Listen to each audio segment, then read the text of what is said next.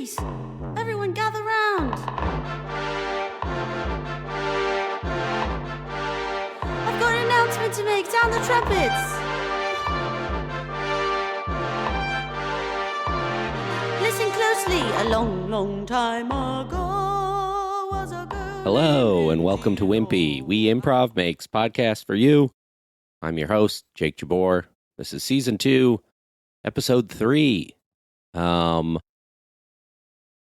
I feel like I can stop apologizing for these coming out late. So I will. And you're welcome that they came out. This is going to be a great episode. I think they're all great.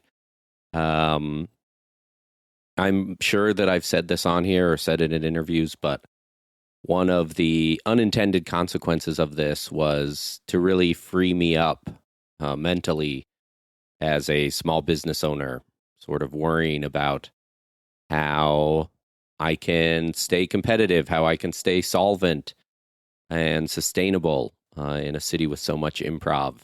I think the supply sometimes outweighs the demand. And it often makes me nervous about how to best run my business, to stay true to what I value and what I think I can offer, while also keeping an eye on the community at large. And it's scary. I feel silly saying that. I feel very fortunate that I get to do this for a living. It wasn't my intention. I always just did improv to do improv. So I feel very lucky. And at the same time, I feel scared. It's not an essential service, at least to how that's routinely defined. I, of course, think it's essential. I think it has transformed the way I think about life and how I operate in communities and social settings, and how I process what happens to me and the choices I make. So for me, it feels very essential, but I know that it is not. And it's a luxury. And that's all to say that what people get out of it varies, and that Los Angeles offers improv as a way to build a skill set, maybe elevate your status or interest or opportunities for art and acting and performing and collaborating and writing. But as I have found interviewing people, improv also offers community and socializing and respite and self-confidence. And you don't have to be interested in Hollywood to do any of that. So I needed that reminder, and this podcast does that for me, which I'm probably sure I've said already. There's going to be a real sort of like, he's droning on about the same stuff over and over again. But you can always scrub past this. That's not a bad idea.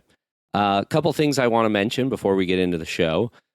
Shout out Music Radio Creative. They're the company that I bought the presets for. Sorry, I'm stuttering.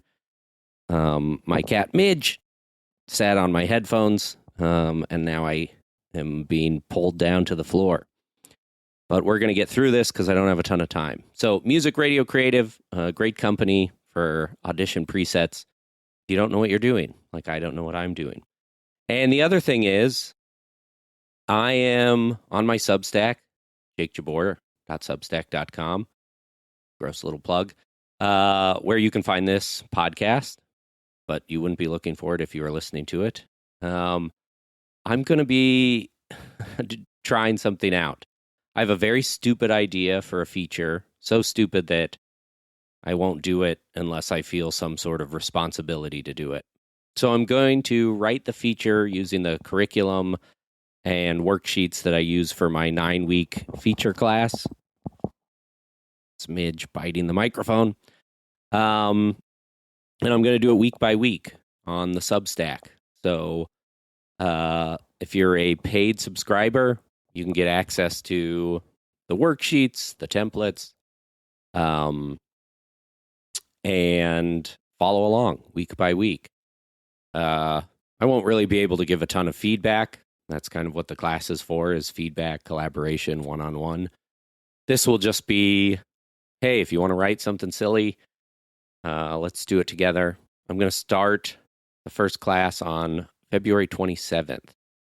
That should be about a week out from when this drops, or 2 weeks out. Who knows what I'm doing? But if you want to do that, go to jakejabor.substack.com and become a paid subscriber. I know everybody's asking people to subscribe to stuff. It's annoying. But this way you get incredible discounted access to my curriculum for writing a feature. People who have written those features have won competitions, placed in competitions, gotten representation, optioned some features, myself included. So I am not guaranteeing that. This is mostly an exercise in, hey, you can write a feature in 9 weeks. Watch me do it with a dumb idea. That should be encouraging. So check that out if you're interested. Check out weimprov.org for classes and shows. Come to a jam. And this episode, our guest is Amy Ruffle. She's a improviser, actor, comedian, writer, who I met in Los Angeles. She's from Australia. She went back to Australia. We chatted while she was in Australia, and we talked about how she came back to Australia with all this improv knowledge and interest and love for and skill, and reached out to build and create an improv community in Australia. So it's a very warm episode, as you'll hear me say, about being able to take this thing you love and help nurture it wherever you go. And then we've got improv from the improv team Tucci. They have a show the first Wednesday at 10 p.m. at UCB, I think, and the third Friday at We Improv. They're great. Their premise is talking celebrity stories and then doing improv off of that. So you'll get to hear some of that. Truly unhinged. Lots of fun. Thank you so much for listening. I hope you're doing well out there. I'm rooting for you. Okay, on to the episode. Please, everyone gather round. I'm talking now with Amy Ruffle. We've been chatting for a bit, so the conversation is nice and warm. Thanks for being on, Amy. Thanks for having me. I'm so excited to have been talking and to continue to talk. Yes, yeah. Oh, good. Well, basically, where I sort of start with is like, when did, and you just said, but I probably won't keep it in because it's before the introduction, but you said like, oh, maybe arriving at improv later than as a teenager. Like, when did you kind of arrive at it, or how did you find it?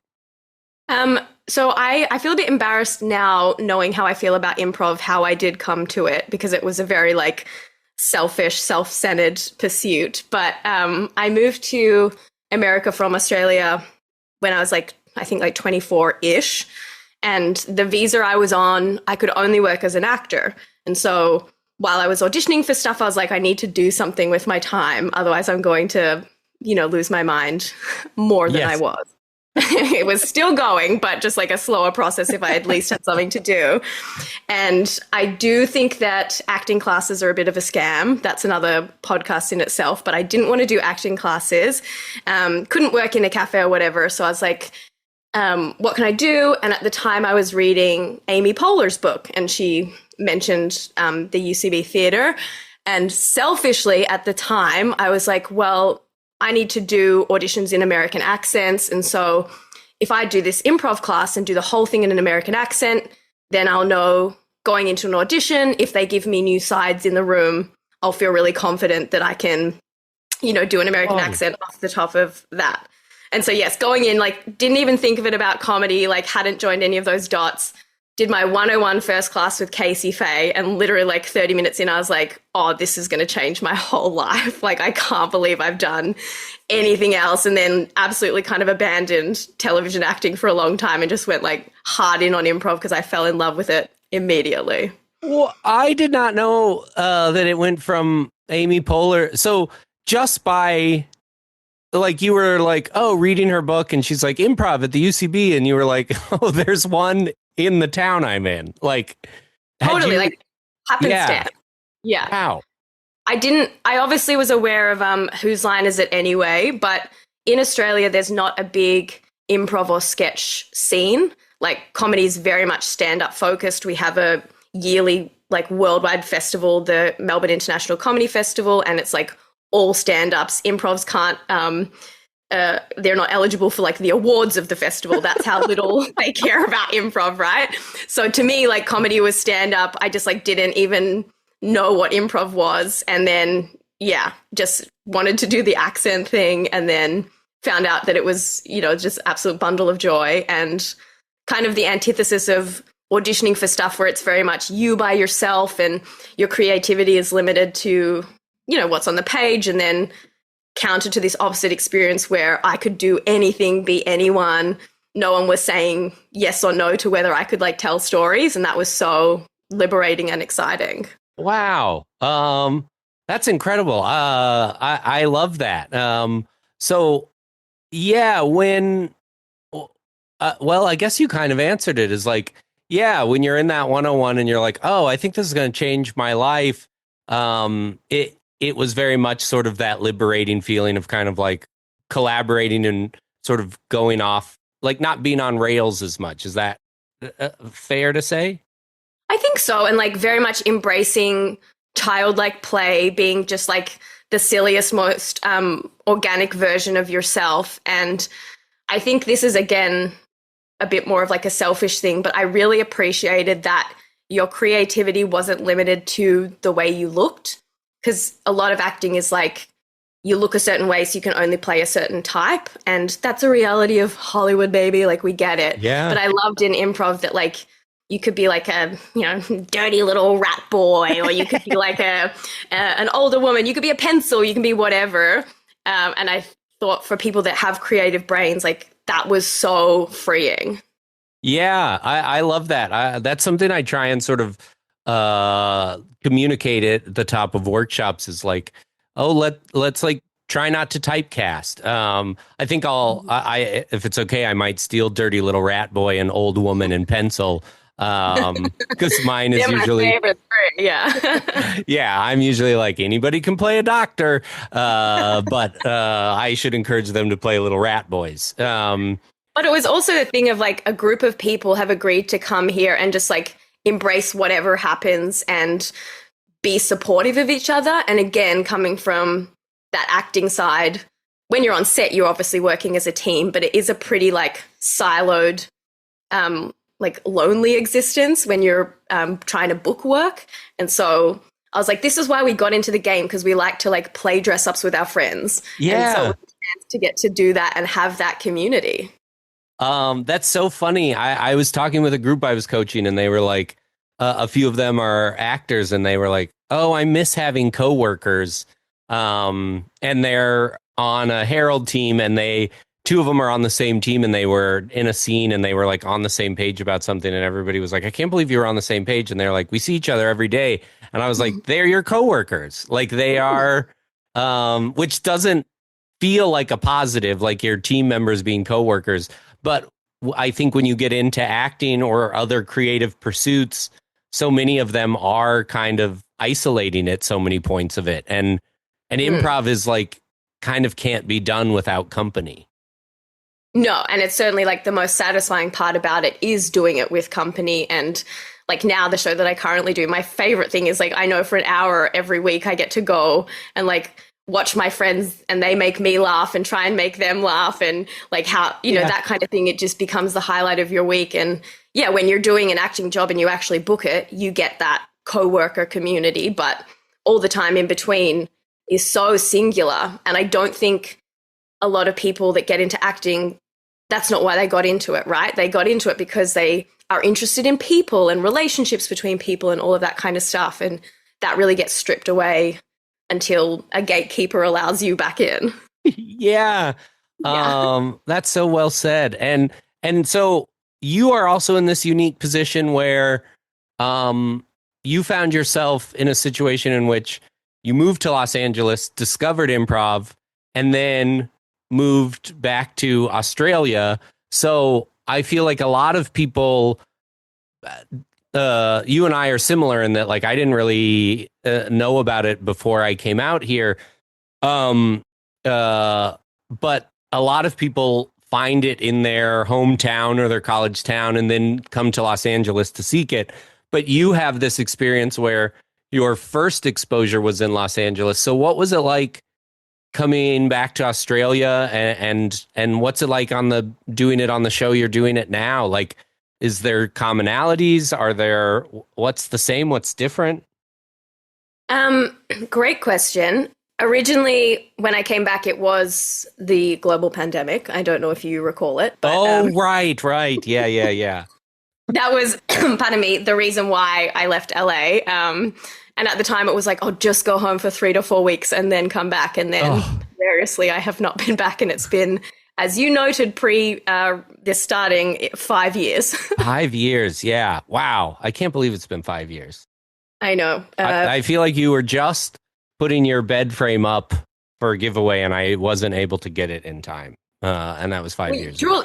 I had, I think from when I knew I was going to have to leave, 4 days to like pack up my apartment and everything. It was a whirlwind, and it was that time where no one could like see each other. Yeah, anyway, we're not going down that path because I'll probably have a panic attack if I think about it too much.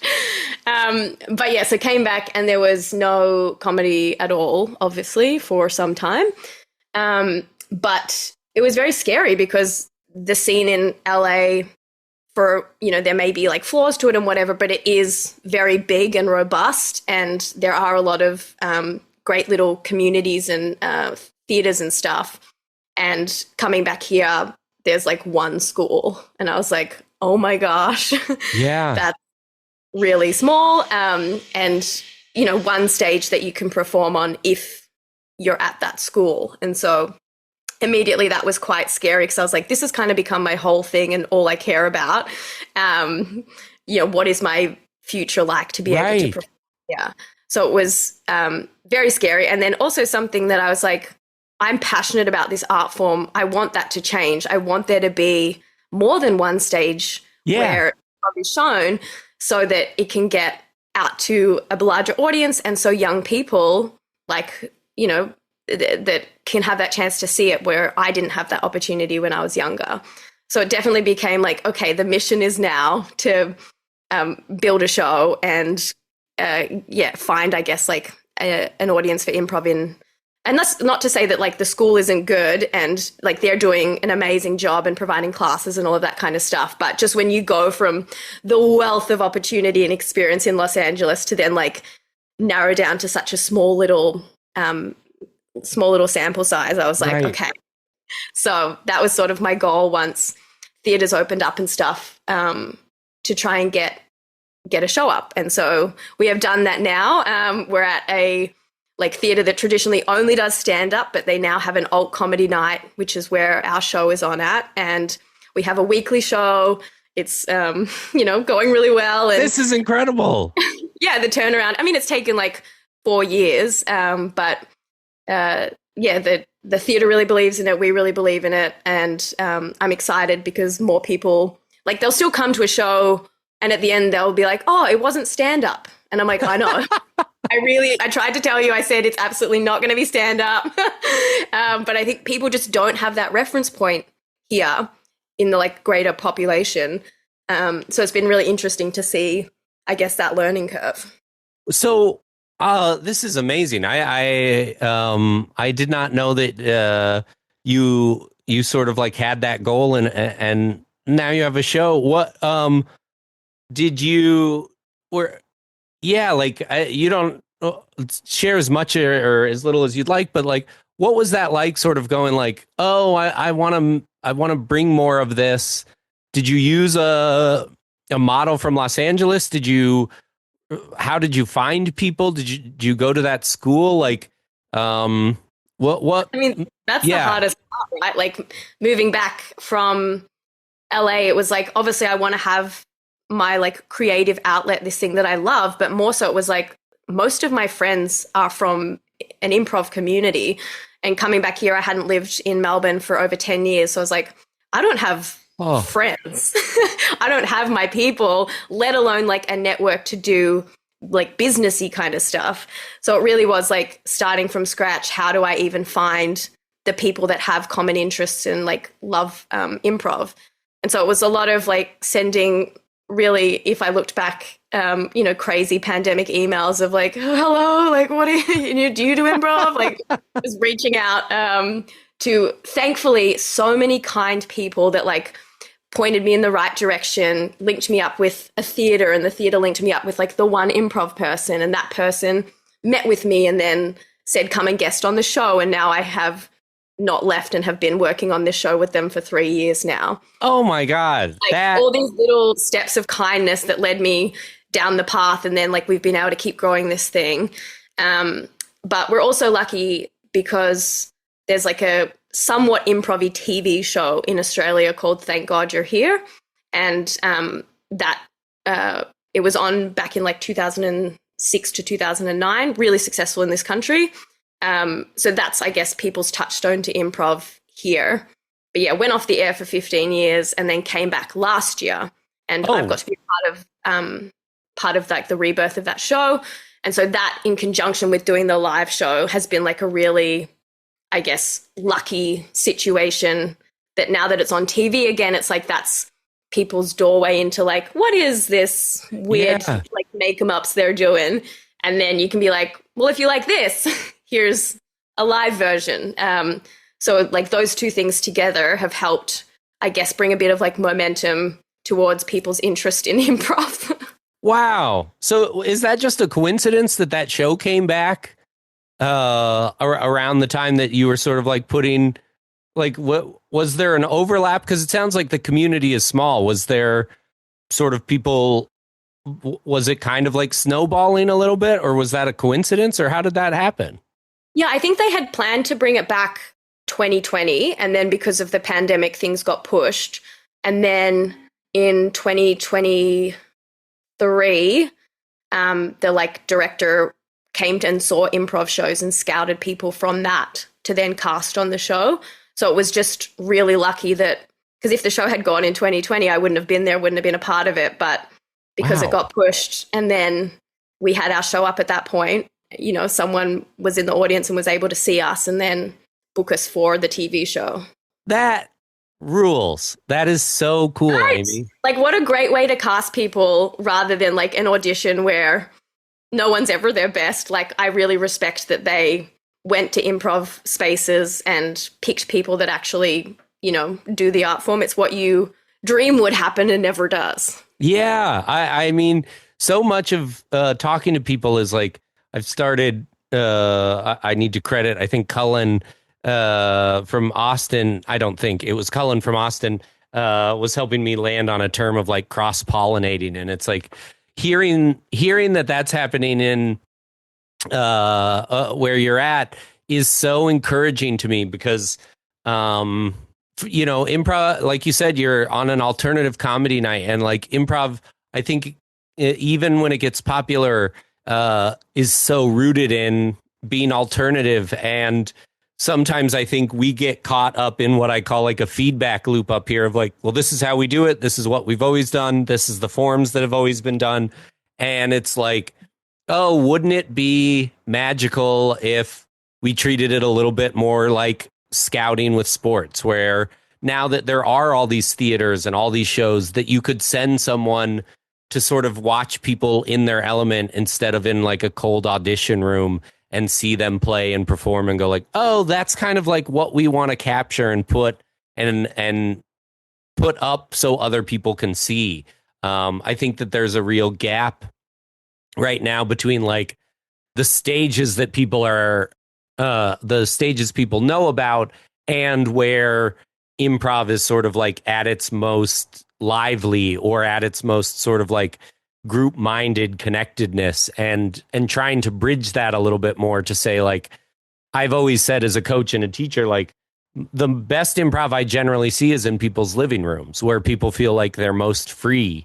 So I love that show went and found y'all. And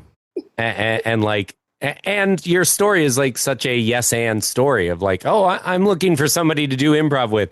Yeah, okay, I'm the one person. Like, well, and this theater's like, yeah, okay. I think that's totally. It was so only cool. because like everyone else said like yes and to me. They absolutely like pushed it all forward. But just what you were saying there of like we get used to doing like the improv the way it's always been done or whatever. I think that way too with payment, because it's always blown my mind that people aren't paid to do shows. And it's amazing in the sense that it keeps prices of tickets low and obviously it's a balance. But I also think we've just come to think improvisers don't deserve to be paid to do shows. And I'm like, stand-ups wouldn't do that. Musicians wouldn't do that. Like artists shouldn't have to do that. And so in doing this show here, it's been a big point of me to be like, my performers are paid. Like there's no way I'm going to ask them to come and give up their time and perform for this audience at a cost to them, ultimately it's at a cost. And so I think that's something that's really interesting of where's the line between keeping shows accessible, but also being like, I think improvisers do deserve to be paid for their craft, and not just on the guise of like, if you're an improviser, then you could book a TV show. Because I think then that changes people's attitudes, or it becomes less about like, building the show and the show being the goal. It's like, well, this could lead to something else that then I'll financially be stable from. It's like, what is the show if people actually got paid just to do the show, and then they could prioritize that and not need it to mean something else? Yeah, that's so well said. I think, if when you come back to visit, I'll be interested to hear how things have changed from someone who's like taken some time away, because there's now a growing sort of like paying performers, but there is also the struggle of like people still using it as kind of like a means to an end as opposed to an end in itself, and and like the stepping stone of it. Yes, and the the marquee where it used to read all shows are cheap or free is no longer says that, because now the shows are quite expensive. And that's interesting, because I have seen, obviously I don't know, I'm not on the ground, but like it doesn't seem like one theater kind of has the monopoly anymore, which ultimately is great.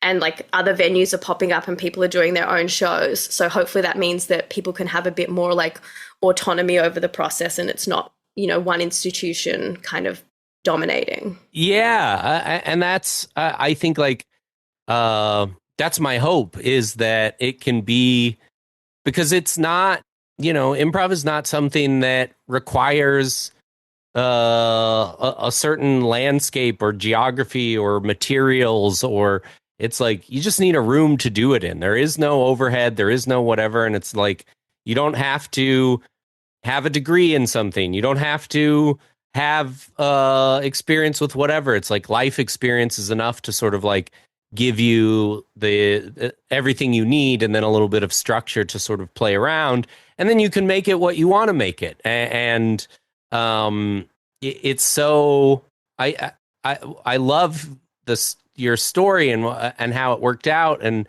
because it becomes so cliche to sort of be like life is improv, or that's like an improv scene, but it is like we don't know what it's gonna like. When we are improvising, we know that we're playing with the idea of like, I don't know what this is going to turn into. But when we're structuring improv or creating an improv community or institution, we can't seem to take that hat off of this has to run this way or this has to look this way, and be more of an improviser about it. Of like, well, I'll bring, I'm not going to build a house, but I'll bring bricks, and everybody brings their bricks, and we build something together. And it is just so cool to hear about places where people are doing it without models, or doing it to say, like, it's important to me that improvisers are seen as the artists that they are, alongside stand-ups and musicians and things like that, because I think improvisers can be self-deprecating, and you combine that with like, well, I'm making this up on the spot, that it's very easy to sort of like shortchange it. And also it's easy to go like, that's good because it was made up, as opposed to like, yeah, but what does it look like for it to be great? And it doesn't have to be mind-blowing in any sense of the word, but it's like, yeah, you practice this, you play, you rehearse, and you can put something up that is worthy of people's attention, and you can get, you should be sort of appreciated and acknowledged for what you've been able to do. And sounds I think like the experience that gives the audience too. And like, yes, I think we all are self-deprecating, and it feels gross to like big talk anything. So I'm certainly not doing that. But I think there is a unique experience for the audience being a part of something being made up on the spot. And I don't see that as a way of underselling of like, oh, it's made up, so therefore it's not worth, you haven't rehearsed it or whatever. To me, it's like, it's made up, but you're a part of that as an audience member. Yeah. Like, show only works because of you. Your input makes this. You're here experiencing it the same as we are. That to me is like such a sell, especially in a time where so much of our like content or entertainment is siloed, right? Like no one's watching TV at the same time. No one's experiencing cultural moments together, or like it's very hard to. I think that's why sport is so successful and like it brings people together, because it is something that we still consume in real time together. So if you're not a sport person, like what do you have left? And that's why I think live entertainment in general is more important than it's ever been. But something like improv has so much value because it's like, we get to make this together. Yeah, absolutely. And that makes me wonder for you about making it together. As are you able to sort of like describe any sort of like, oh, I brought with me this American sensibility to it, or I've noticed that like Australian audiences respond to this element of it? Like, is there something that feels very distinct to the improv scene that you're a part of now, or is there anything that feels very much similar to what you're doing in Australia and what you were doing here in the States? That's a great question. I think more similarities than differences for sure. I mean, the biggest thing is, my biggest challenge improvising in America was like, my first thought of a reference was always wrong, because it was like an Australian product. Like, say you're thinking of a product or whatever, and it would always, or especially in warm-up games when it was like everyone name a brand or a candy bar, and I'd have to be like, okay, don't say the Australian one, say like an American one. So for me particularly, it's like a lot easier coming back here where, your references just are the easiest accessible one, and also your accent isn't the unusual thing. Because I don't know if we've talked about this before, but I would always improvise American, because if I stepped out as me, all of a sudden the like unusual thing of the scene is your accent, and you're like, okay, like we've done, where's this person from, So I guess it's nice to like improvise in like organic voice, and then be able to like do accents and characters as they come up. But I would say like biggest thing is like just the confidence maybe of an American performer, because Australians, like British people, tend to be that self-deprecating, tall poppy syndrome, don't stand out. I think as much as like being funny obviously is important, selling the confidence is also so important to the audience. If you get up there and they don't feel safe, they're not going to be able to enjoy it. So it's that projection of, confidence on the stage and that it's all going to be okay, I think is like almost more important than like how funny it gets. Yeah, and that's true across all, at least everywhere I've sort of experienced it is like, exuding some confidence. And lately I've been talking about like people who feel comfortable are confident, and people who play confident play more creatively. And so our job is to create a comfortable space. And I forgot all about the accent part of it, of like, I always tell people like, we want the jokes and the comedy to come from what we make on the stage, not from what is existed before that. And what I mean by that is like, let's not let the joke be on the improviser being in an uncomfortable situation. And I'm on teams where they put me in uncomfortable situations all the time. But that comes from years and years of trust. And when you're starting off, it's like, oh yeah, I want to be able to play any character, or I want to use my voice without having to think about it, and without that being the thing that gets called out. Because now I'm like, oh, where is the line between what we're exploring comedically that we've made up and what we're exploring that like is just part of who I am. And you always want to be able to volunteer your personal life and experiences and thoughts.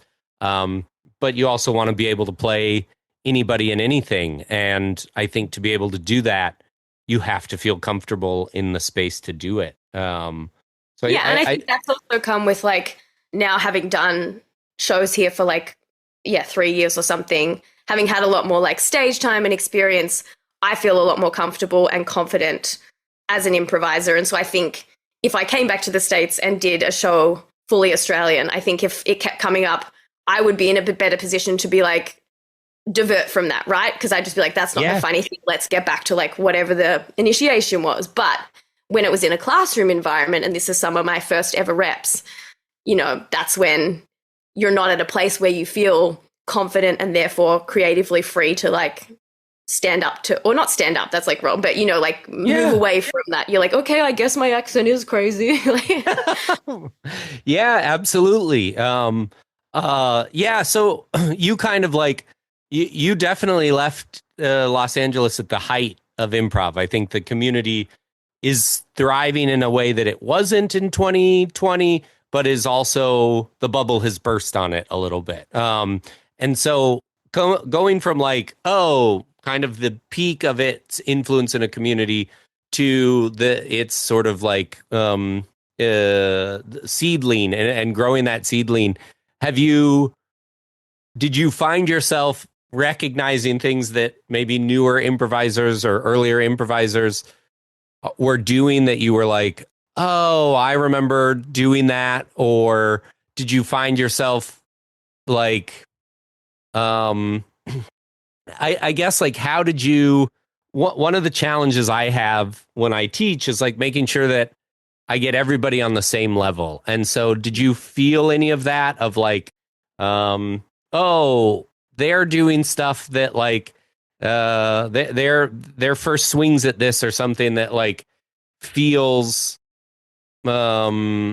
distinct or different maybe from like where I left it, because where I left it was like, this is a community that has been thriving in this environment for 15 years or whatever.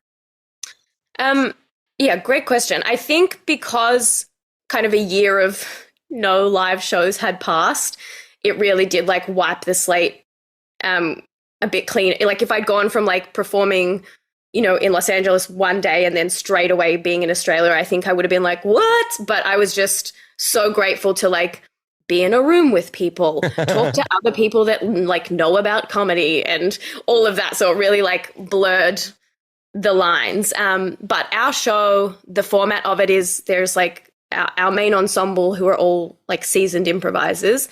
And then every week we have a guest, and they usually are from the world of comedy, but like are a stand-up.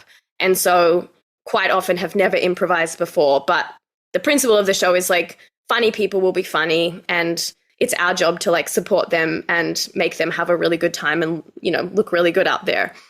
But so I guess not interacting often with like newer improvisers, but every week are having someone who potentially has never done it before.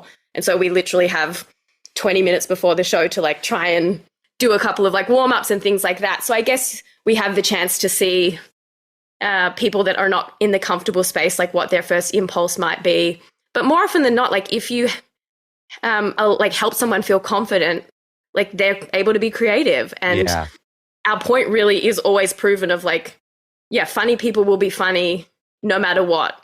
And it's just about like trusting the people that you're doing it with and then like working together and making sure they feel good. That is so well said.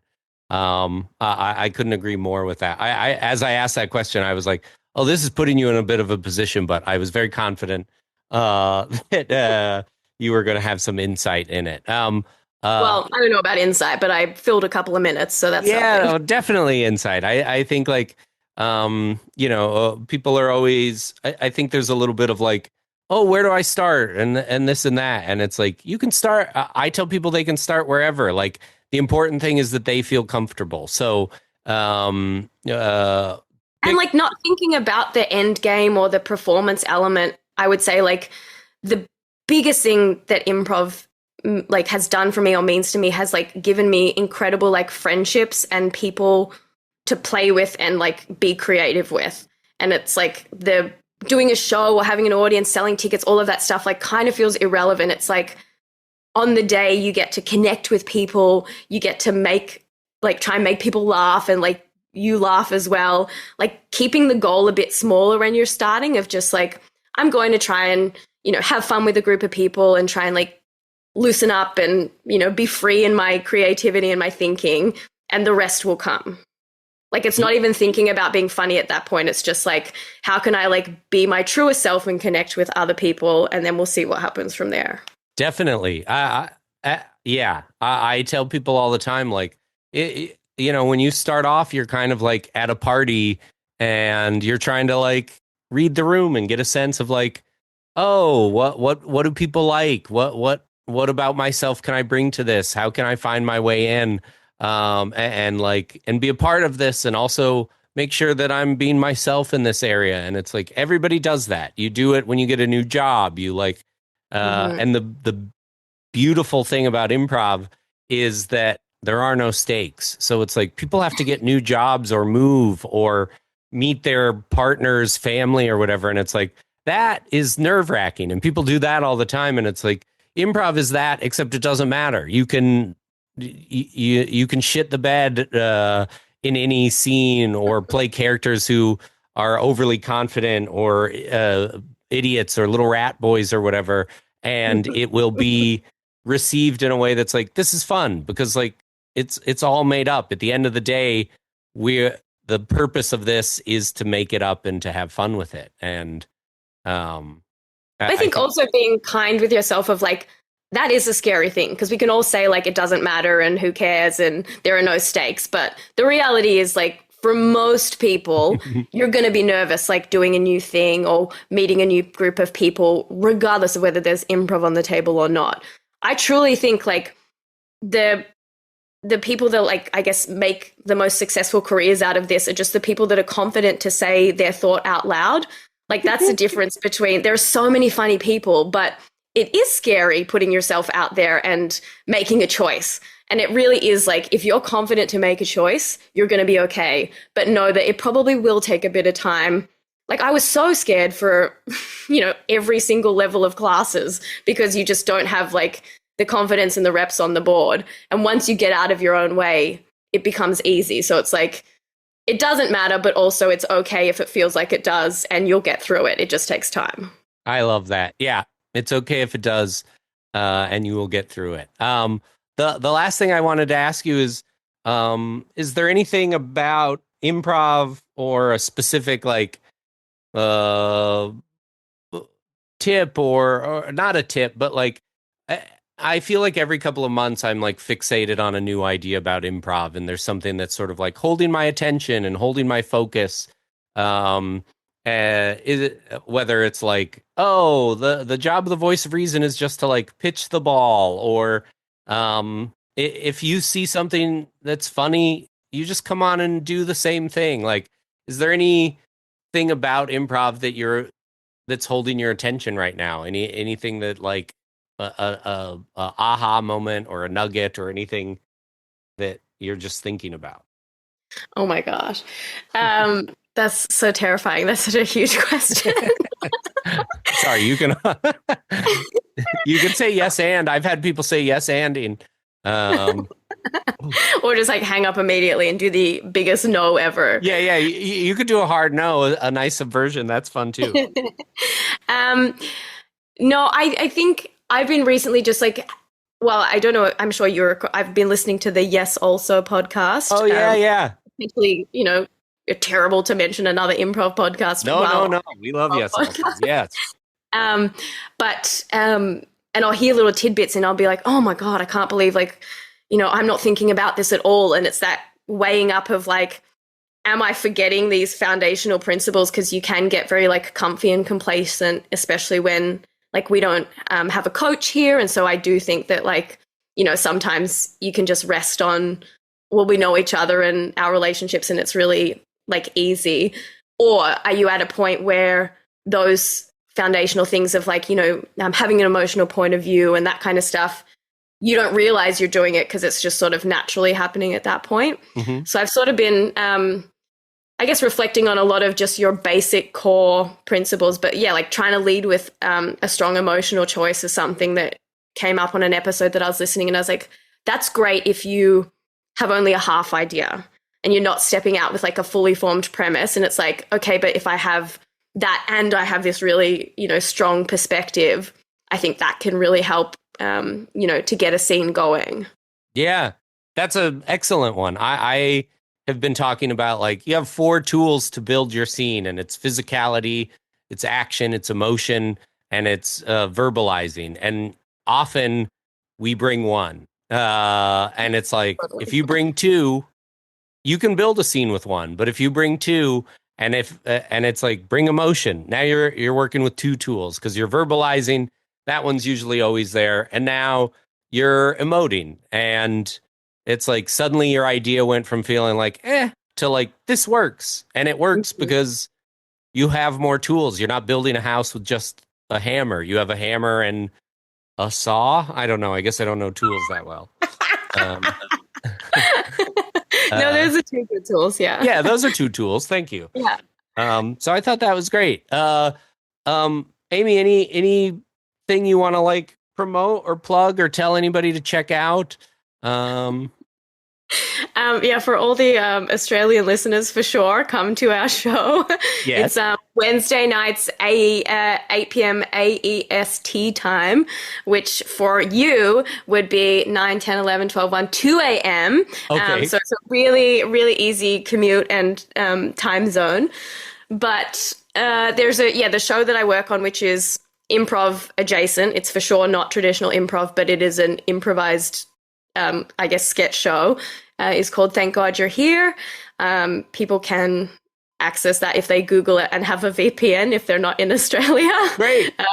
So not particularly easy, but it is really fun. And it is, like I said, a version of improv that's getting out to the masses. So I am like thrilled that there is a show that's giving comedians and improvisers a platform to do their thing and to have people hopefully then come and see their shows. Absolutely. I'm thrilled as well. I love how much it sounds like it's growing.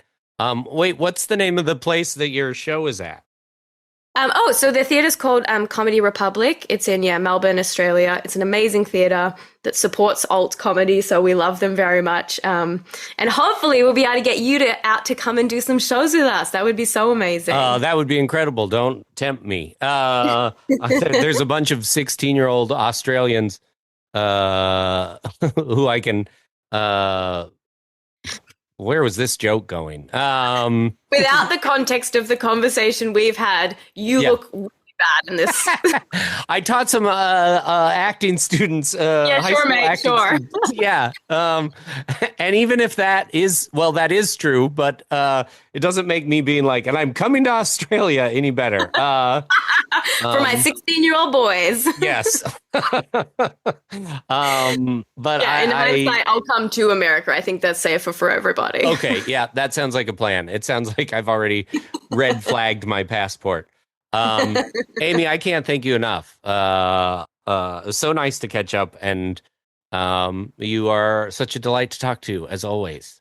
Thanks for having me, and thanks for letting me talk about improv and for everything that you're doing for the improv community in Los Angeles. I only get to watch from afar, but it looks like you've created such an incredible school resource play space, and I think that they're so lucky to have you. Wow. I'm not going to say anything else. I'm going to end it on that and just have that be my intro and outro. All right, let's take a little break to hear a word from our sponsors. Our sponsors are me, and I'd like to say, come to We Improv. We've got a lot of great shows. We have a POC jam the first Friday of the month. We have a women and non-binary trans jam the last Sunday of the month. The first Sunday of the month. And we have a women's open mic the last Sunday of the month.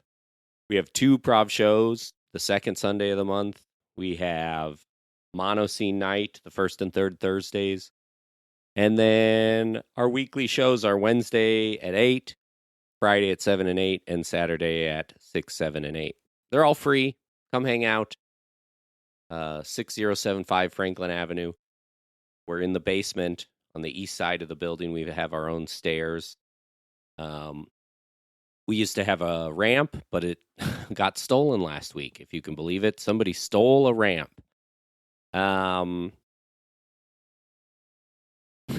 That's neither here nor there. Buy my book, Elevator Farts. It's got exercises and ideas and notes of encouragement on improv. Training to Be Myself is a memoir about a train trip I took for an improv podcast called The Meet, which you should check out those episodes. And Laps with Lemon is about the passing of my cat. So you can get those anywhere, but get them at We Improv. Take a class. We have Barrel of Heralds coming up. You want to get some Herald reps in. And that's it. I hope you're enjoying the show. All right. Now back to it. Please, everyone gather round. We're recording.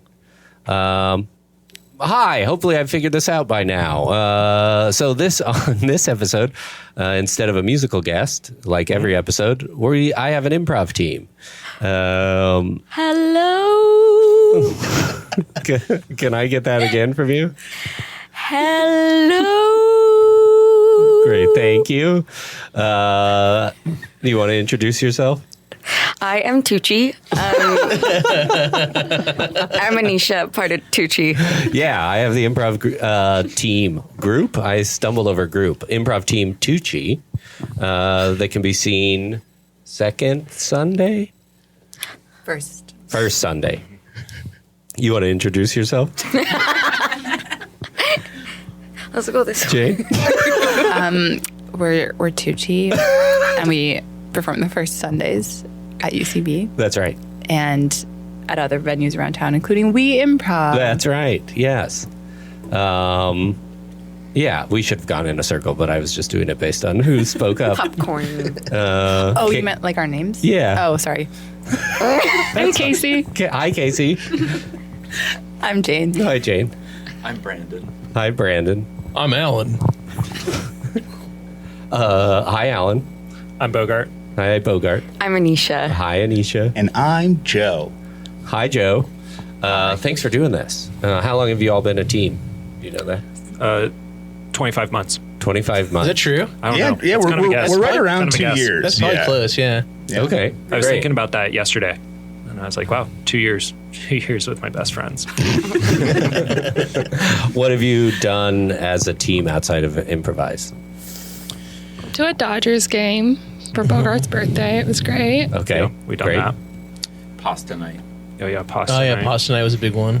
Anisha played some crazy games. Yeah, we can. Yeah, we can talk about I can talk about it. No, I don't think we're going to talk about this. I'd love to games. talk about my game. The game that Anisha created. Tell us Just the wanna make game. That clear. Oh, Okay. is God. this a game that you try to make me play? Probably. Yes, yeah. Well, we don't have to play it on the pod. Yeah, but well, I think don't think we will if I have any idea what it is. Well, do you want to hear the name? Yeah, Truth or slur? yeah, you've tried that with me. And you said a slur, if I remember correctly. No, I didn't. That's not at all what happened.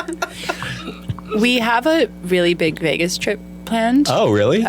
We could maybe give away one slot to one of the listeners to come with us. Oh, wow. For a 5-star review, yeah. We'll give away one spot to the teacher trip for a 5-star review. Do we have a hotel? Do we have a date? No. Oh, okay. It's Yeah, we're planned. light on big. details. Whose idea was it? I feel like the groups. Yeah. Unanimous. That's kind of the beautiful thing about us, Jake. Is like it's something just like it's not one person's thing. You know? Oh, okay. It's everyone's thing. Great. We really embrace the philosophy of yes and group mind, as Alan said, and that's just kind of what Tucci brings to the table. Yeah. He's not here, but shout out to birthday man John Michael. I remember a couple places were pitched. Big Bear, other kind of cabin-y settings, and he said, I'm all in on Vegas. Okay. He's like, well, Great. my vote's for Vegas. I think someone also said that we should do a Wii improv set and finish and then immediately drive to Vegas after the set. right. Like tell everyone, hey, we're all going to Vegas right now. Oh, that's a great idea. Which would be pretty funny. Yeah, like open the set with we're going to Vegas after this set. Can we get a one-word suggestion? And then doing our set and walking out of the room. Oh, that's great. To a waiting limousine. Oh my god, incredible. Who's the big Vegas? I know John Michael is. Our other Vegas. I don't want to go to Vegas. No. I hate Vegas. Yeah, me too. Same. I Yeah, Really? really hate it. Yeah, most of us actually don't love Vegas, but we want to go together because we're insane people. Yeah. I didn't know you guys also didn't want to go to Vegas. No. It's not that I don't want to go; it's that I don't like it. Oh. Oh, yeah. I think You I'd know? go with other people that want to go to Vegas, and I want to see what it's like to be with an improv team that all hates Vegas. I just want to see John Michael in Vegas. Yeah. I mean, Is yeah, my he's the main king of drop. Vegas. Yeah. Yeah. He's, I want to see Magic, which I told everyone. Oh, yeah. I feel like we're the group that would have fun. Yeah. Chris Angel. Yes. Oh, my God. is he still alive? I saw Chris Angel on Broadway. Why? You jumped to dead? Is he alive? Not is he still doing residency, but is he alive? Today's game, alive or canceled. Yeah. I saw Chris Angel on Broadway, which is already awesome. And then I waited for him to come out to sign my playbill, which he did. No. Oh, really? What'd you have him sign it as? As Chris Angel, what do you mean? Or to who? Did you have him to Alan or like? I don't think he asked. I think he knew he was going to eBay. Oh, okay. He knew 100%. I feel like I've made this mistake before, but Chris Angel is the mind freak, right? Yeah. Yeah. Mind freak. Okay, I've definitely mixed him up with Mr. Blaine in the past. Oh, yeah. What's his tagline again? I mean, he's Blaine? also a mind freak, but he's not the Not the mind mind freak. freak. Do you like Magic, Jake? I think that I do, but I haven't taken any steps to I haven't gone to the Magic Castle. I haven't inquired about it. I don't watch the videos of David Blaine on the internet.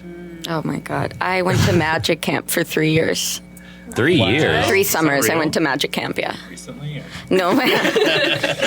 No, Brandon. It was when I was about 13. 13 through 15.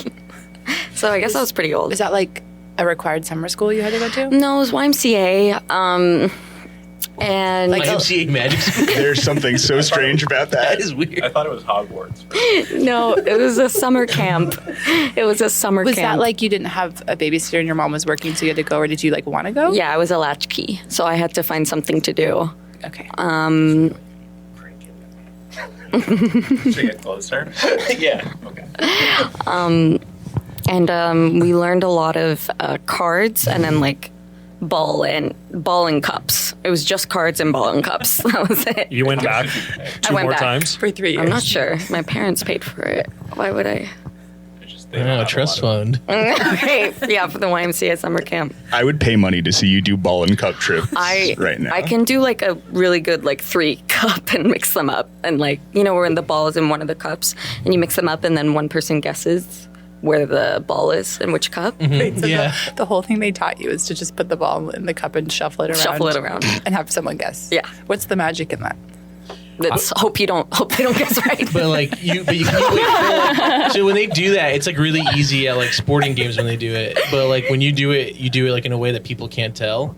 Hopefully, yeah. Okay. That's the goal. But they didn't teach us how to do that. They just had to shuffle it around. And you hope you do it fast enough. And you hope they can't keep track. Is there like a sleight of hand when you put the ball in the cup itself? No, just raw ball going in cup. I feel like the magic instructor was unqualified. Yeah. He was like a man in his 40s, which is not a crime, but he had like he had like a little lisp. He had a little lisp. He like was and this is ridiculous, but I want to say like he called himself Mr. Rabbit, but I don't You know. don't think so? I can't remember if that's completely But he true. did have a nickname? Maybe I called him Mr. Rabbit That in my sounds head. And he had a little lisp and he was like, okay, And you did it Kev. How long was the camp? I missed that. It was all summer long. Like 3 months? Like every For day? 3 years? It was like 6 weeks 6 weeks for 3 years. for 3 years. Every day after and school? I'd just go back, yeah. Not after school, it was the summer, so. Oh, all day. So it would be like, yeah. 9 to All 5. you took away was what I would do with 3 cups. Yes. And I got a little hat as well and a cape. Was there like a hookup culture like other summer camps? That was Or my people going to next. That was third my base? next question Yeah. too. Oh, like when people would hook up and stuff. You can also Yeah. slur. No, there wasn't. No, we didn't do any of Wow. that. We didn't do it. No, and I was strictly against that. So that's why I went to magic. You're just there for the camp. magic. Yeah, I didn't want to go to the slutty camps. I didn't want to do any of those. Did you guys go to like slutty camps where people were hooking up and stuff? Yes. Really? Oh, Yeah, I went to a funny summer. I went to New Image weight loss camps. Which, what? Yeah. That's a fancy way of saying fat camp. Wow. And it was a big thing there that people would show up and be like, I don't get any all year long, but here we're all equals. And it was like, we're going to town on each other. Wow. Yeah, it was as someone who's still I camp, I was like, oh, this is like too much. It was weird as like a observer. Yeah. Yeah. Wow. So everyone was like hooking Yeah. up with each other. Oh yeah. Anisha, great question. Yeah, no, I mean, I remember one time, like when I was a counselor, like some people like snuck off and like were caught in the like basement of some building having sex. Wow. And they both got sent home. Like it was a whole thing. But yeah, Good. worth it. Jane, you were going to speak up? Oh, I just would say I went to Mormon girls summer camp, so it wasn't slutty at all, unfortunately. Yeah. Oh yeah. Was there any bad Mormons though? Like one? There was a girl who got in trouble because one girl brought weed and got sent home, and one girl brought like I think a dildo. Nice. Nice. And I think my mom was running the camp that year and was like horrified. It might have been a vibrator. I don't even think this girl really knew what it was. I think she just thought it was like funny to bring it. So those girls got sent home. But everyone else was pretty much like in line. Yeah, it was very like purity culture. We just like sang camp songs and like went canoeing and stuff. All girls camp though. All girls, yeah. So there maybe This women was, like, coming into their own. This was like the early 2000s. It was like, I don't know. Maybe, I don't know. Maybe. I don't think so, really. I think everyone was pretty repressed at that time in my town. Post 9/11. And I knew 9/11 would come up on this. Well, hello, welcome everybody. It's me, Mr. Rabbit. Oh, okay. Thanks for signing up for magic class. Is he doing a voice? Is this like a Yeah, he's our new hire. Thank you so much, Mr. Rabbit, for coming to the counselors meeting. We haven't started magic class yet, so that will be next week. But I just wanted to gather all the camp counselors just so we can get a general overview of kind of the rules, guidelines, things you're going to do with the kids. Does anyone have anything they want to share before we get started? Yeah, I do.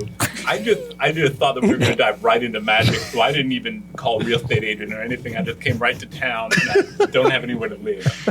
So you have housing inside the campground, so you be taken care of. I just want to make sure. Have you like assigned co-counselors yet? Like, I'd love to try to get. Sorry, anybody but Mr. Rabbit. Anybody. I don't want to be hit with him all summer. What? I'm sorry. Remind me. Is it Joe? Yeah, it's Joe. Joe. Yeah, And I do golf. Golf. I do them at the driving range. Right. Well, because yours is what we consider extracurricular, like Mr. Rabbit over here, you will be paired with Mr. Rabbit for the summer. Got it. This is embarrassing, but I lost my duck. I'm sorry. What? What did you lose? My duck. I brought a duck from New Hampshire for a trick. I lost it. Well, we gotta go look for that duck, obviously. No, we don't. No, we don't need the duck. We can't have honestly, a loose duck. I don't want foul in my bunk with me. Okay. My magic theory doesn't involve a lot of props, so this is like the one thing I've got for the whole course. Look, before we go looking for the duck, I'm the camp chef. I just need dietary restrictions, okay? Before we disperse to wherever, I that's all I need out of this meeting. I'm vegetarian. Okay, thank you, Joe. I don't have any diet. Okay, thank you, Mr. Rabbit. I mainly eat cookies. I'm sorry? I just mainly eat cookies. Breakfast, lunch, dinner, cookies. I get biscuits in the morning. Surprisingly not difficult for us. We could make that happen, I think. Thank you, Mr. Rabbit, I guess. Oh, I know. It's at the mall. The duck's at the mall. Oh. What? I went to the mall real quick to get a cookie, and I left the duck there. Oh, cut to the Lids store at the mall. Welcome to Lids. Can I interest you in any hats today? Quack. No, we have blue hats. We have gray hats. Jane, you're talking to a duck. Jane, that's a duck. What the fuck are you doing in here? This is like a human store. Jane, you're cursing out a duck. Okay, get the fuck out of here. Dude, what are you doing here? Just shoo it out. Jane, just kind of quack. Joe, who are you? You're getting worked up about the wrong stuff here. Just get the duck out of the store. You see the duck putting a hat on? Oh my god, take that hat off your filthy little tiny head. Yo, that guy looks pretty good in that Yankees fitted. Wow. Okay, Doug, do you even have money to pay for this? It's $44.95 plus tax. Okay, pull out your wallet then if you want to try that hat on. The duck pats his little body down. Jane, can I just quickly... If this duck is a customer, you're being extremely rude to this duck. This duck isn't a customer, okay? He looks good in the hat. Do you think he has a good credit score? Do you think he has a credit card? Do you think he's going to pay for that hat? Quack, quack. He slides a employment agreement across the table. Filled out an application. Okay, we're not hiring right now. Hold up. We're fully staffed. Wait, this duck went to Purdue. I don't know. He's got a degree in sales. He's overqualified, honestly. We are fully staffed right now, Duck. Okay, take this little resume back. Jane, why don't you take 15? Duck, let's go back into the office. Quack. Cut back. Well, I'm glad we figured out where the duck was. That was going to be a huge... I would have to call the EPA and tell them about a loose duck. You wouldn't. What? You don't have to call the EPA about everything. Well, I have to just let them know about like any environmental laws being broken. Okay. Cook? Can I talk to you really quick for a second? Yeah, hit me with it. So, when we hooked up... Okay, you gotta speak louder. When we hooked... There's an audio medium. When we hooked up last week, yeah. I didn't think you were going to be such a fucking dick about it, right? You know that I need to take charge of this camp. I woke up, you weren't there. I was scared. I still am scared. I had to call the EPA. You didn't. No one has to call the EPA. okay? That's my main job here. It's a general number you're reaching. It's an 800. Yeah, maybe it's a hotline, but I'll get through to someone sometime. We have so Look, many. You're getting through to me, and ain't that enough? I want you, you want me, just accept it, okay? This is the fling we came to summer camp for. No, I came to camp to be the boss, okay? I came to be the EPA liaison, the boss of the camp, and you're not gonna distract me. I know what's happening. You're getting hard for Mr. Rabbit. No, that's not true. You're getting freaking hard for Mr. Rabbit. He's passionate about his job. Is that supposed to gross me out? No, that's not where I was going. I'm saying he talks crazy. Hey guys, sorry. Mr. Rabbit's saying he's only going to be able to do his class in the evenings now because the duck is working a full job at the lids store. And it just doesn't. It's not working. Like, Joe, I mean, I paired you up with him because you're so reliable. Can you deal with him? Can you deal with that? Stilete my prop with here. Choose any degree in the entire world that you could get at school. what? All right, everyone, limo's ready. Woo! Ooh. Okay, if you look under this seat, there's a whole flute of champagne, or whole fleet of champagne, a whole flute? No, a ton of champagne, and we're gonna make sure the tunes are great and head on to Vegas. I can't wait. Wait, you guys are going to Vegas? Oh no. I was only booked for like 2 hours. I could take you part of the way there, but I don't know if we're getting all the way to Vegas or not. I put like in the request that we were going to go to Vegas from Franklin Village. Sure. I thought I was taking you to like the airport or like a bus terminal, Central Station. You thought we were taking a limo to the airport or a bus station? Look, I was booked for 2 hours. I don't know how you thought we were going to get all the way to Las Vegas. Look, sir, there must have been a confusion in the paperwork, and we're so sorry about that, but we're going to Vegas. And we're excited. Look, it's Alan's 21st birthday, okay? We're going to Vegas. Woo! Where's the stripper pole? All right, guys. All right. Okay, all right. I'll make a deal with you, all right? I'll drive you to Las Vegas as long as I can party with you. No. Oh. Come on, you guys. Come on. We're just trying to have fun, right? We're not going to invite him, right? We already have a listener from a podcast we guested on who gave a 5-star review. So it's already kind of an extra person. Yeah, I'm super excited to be here. Well, what's one more, right? We'll get a group rate. Yeah, well, let's hit the road and then see, like, if we vibe. Oh, sure. If we vibe, let's just put on a little 303 and start grooving. Yeah. Oh my God, you read my mind. 3 hours later. So guys, can you talk to me about improv theory? I'd love to hear your theories about improv. I love. Everyone, shut up! I got this one. Okay, don't you sweat. All right. So Have you changed that flat tire yet? Are we? Yeah, no, I'm working on it. You guys, I took a UCB 101 class. Please just keep working on the tire. All right. Get us to Vegas, please. So you were saying Will Hines. Yeah, I actually should. Jake should talk more about this. No, I'd rather not. Look, I have opinions on Yes and, but I would love to know my comrade. You guys, this is boring. We all need to just take our tops off.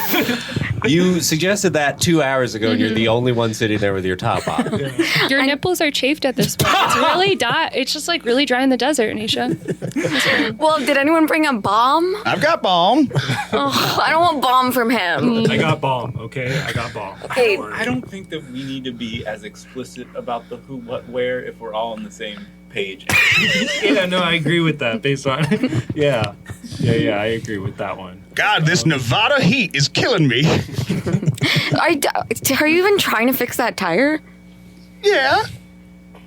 Can someone go check if he's actually trying? Alan, can you go check if he's actually trying? Alan's birthday. You want to make Alan go? Yeah, Alan's been sitting there saying nothing, doing nothing. Okay, easy. Alan. I don't like Vegas. I just wanted to come because I thought we all wanted to go. You don't like Vegas? I don't like Vegas. Alan. Everything else is awesome. Anisha's nipples chafing, the limo driver, the podcast reviewer. Everything's awesome except for Vegas. God, but I thought this is what you wanted. I just wanted to be with my friends. You mean I could have just driven you to the airport? Sir, you should shut up. Yeah, you need to shut the hell up. And look, I'm gonna be honest. At first, I thought you were related to the camp counselor I had when I was a kid named Mr. Rabbit. Now, I think you're from like Mr. Rabbit? remote part of Nevada. Mr. Rabbit's my cousin. No way. Oh boy, I love Mr. Rabbit. He taught me so many tricks. it's crazy to hear you say that with your top off. Oh, so everyone wants me to put my top back on, and then it's just another boring fucking birthday. Is that it? Yeah, that's what I thought. Grand Slam, then Montesine? Yeah. Okay. What do we do for our suggestion? Ask Jake for I can something? tell you something funny that just happened. Yeah. Oh, shit. Cool. All right. I was at the Oaks, working on something with a friend, and we were sitting there. I'm wrapping up, and this guy comes over, and does the thing like at a small 4-person table, but it's pretty small. Does the thing where he is like, "Hey, are you using this chair?" Like, "No, we're not." He's like, "Great." Mine's like he's gonna take it, then sits like right next to me, 2 feet away, like I am to Jake, and then takes a phone call. And it was so funny because he was so energized by that phone call. I don't know what it was, but he was like, "Shut the fuck up." No, she didn't. No, she didn't. No. Was there someone on the other line for real, do we think? I don't know. Now I don't know. But my friend and I kept texting each other because we're from across the table. Like, what is that? Was he like closer to you than your friend was to you? He was the same distance. Oh It was my like me to Jane, so like maybe like 2 feet away. It wasn't creepy. It was just so odd. Like, it was really bold. That's like he watched a YouTube video that was like how to have charisma and hit on a lady, and it was like, go up, ask for a chair, sit down, take a fake phone call, be intriguing. Like, We used to do that in college, where it, like No. as a bit mostly for us, where we Yeah. would like in line at the keg, someone would be like, "Hey, what'd you do with all that extra money you have? Like, how's it feel to have the perfectly sized penis?" It's like it's just really, really dumb stuff. My friend used to do that with me in the elevator, but she'd be like, "Hey, heard you got on SNL." And I'd have to be like, 30 Rock. literally, it was anywhere. It was anywhere that there was like a small crowd. She'd be like, "Congrats on SNL." And then I'd have to be like, "I didn't actually end up getting it. I went to the callback and I didn't get it because they were not going to see me on SNL. And I wanted them to make sure to know that I didn't get it. So it was awful. I had a bit with my friends would do growing up where you'd go up to like a parent and me and my friend, you'd have to have 2 kids in on it, and one of the kids would go to the parent and be like, "Hey, can you ask Brandon how many pull-ups his dad can do?" And then the parent would come over, and I would just it was my first acting gig, and I would get really emotional and just kind of be like, "What?" And kind of cry and go walk away. And then when the mom went back to the first kid would be like, "I don't know, I thought it was gonna be funny. It's his dad doesn't have arms, and I thought he was gonna be funny." Oh my god! We did it to so many parents, and it was really to see their faces. Oh, It's deranged. That's so funny. So crazy. Casey, so then did that guy keep talking to you, or did you just leave? Oh, he was just on the phone the whole time. Did he say bye when you left? But now I'm like, oh man, that is a good way to look interesting. Did he airdrop you his credits? Is that a move that people do? You just screenshot. in Jane circles, Been out yes. of the game for a while. Need to check in. Wait. Screenshot experience. Casey, that reminded me of a time. I don't know if this didn't feel crazy at the time, but I was sitting outside at a coffee shop. It was probably 7 a.m, and it was just me out there. And a guy was standing 3 feet away from me having a very loud phone call. And I just kind of politely was like, "Hey, would you mind having that conversation over there?" And it did work. He was like, "Oh yeah, no problem," and walked 15 feet away. I was like, you can just ask for stuff and it happens. You don't have to have a whole confrontation with this person. It was amazing. Or shit talk them later. Yeah. Talk to my therapist about it. Also, I was probably the weirder one because my friend and I are working on sketches about Richard Linklater. So we're the ones who should be embarrassed, and that's why we got quiet. Is anyone using this chair? No, go for it. How are you? Hey, I'm sorry, my boyfriend and I are having a pretty serious conversation. But I'm okay. I'm not doing that well. Oh, is your boyfriend here? Yeah, he was just getting another napkin. I spilled marinara sauce on my shirt, but I'm back. There he is. Here we go again, inserting myself into other people's issues.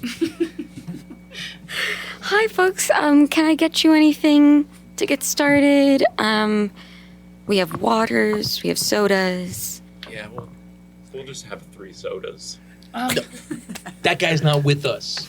Yeah, it was just me and my boyfriend Brody right there, the guy with the marinara on his shirt. Oh, And I this tried my guy- best to get it out. I can't. I don't know if you have like a bar that this man could sit at. I'm sorry I didn't get your name. Bill. I'm sitting here, though. I'm good. I have a chair. They weren't using it. Oh, okay. So do you want me to serve you separately or all together? Well, it's just easier for me, honestly, if I serve you all together for the kitchen. How are you? Honestly, this is my last shift. I've been dealing with a lot of HR stuff here. My boyfriend and I were going to decide whether or not to give up our kid for adoption. Anisha pulls out another chair and sits down at the table. I think that the problem is I feel just extremely undermined by the staff here. Hey guys, how's it going? Welcome to the restaurant. Can I start you off with anything? I thought she was our... Oh my gosh, Anisha, you're joining us for lunch. Yes, I'll be sitting here. Your friends? Yes, now they are. Something to drink? Drinks on us. I'll say that since we have an employee here sitting down. Oh, drinks. Okay, actually, this is all right. Yeah, sir, so sorry to inform you. You got a little marinara on your I shirt. know. Oh, sorry. I can't get it out. Okay. What's your I'll kid's... get a Bloody Mary. Okay, 1 Bloody Mary. Okay. No, I'll have a mimosa. Okay, yeah. I'll have a Bloody Mary and a mimosa. Oh my Okay, god. it's 2 Bloody Marys, 2 mimosas. And Anisha, you want your usual Coca-Cola?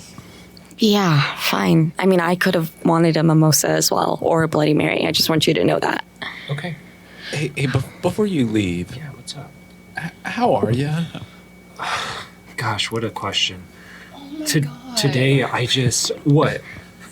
This is just like, it was 2 and now it's 5. Just, look, I don't... Bakari's gone to shit. What do you... I don't even know what you mean. We're having a serious conversation. Our son's left-handed, so we're gonna maybe give him up for adoption. That's a crazy reason to give him up for adoption. Oh yeah. In the middle of everyone's thing. Oh my gosh. Excuse me, Bill? You said Bill? Yeah. Well, you're asking how everyone is. And I appreciate that. I'm crazy for asking people how they are. I mean, No, Jesus don't let your Christ. friends here at the table, Mish. 2024. Don't let them make you feel like this, okay?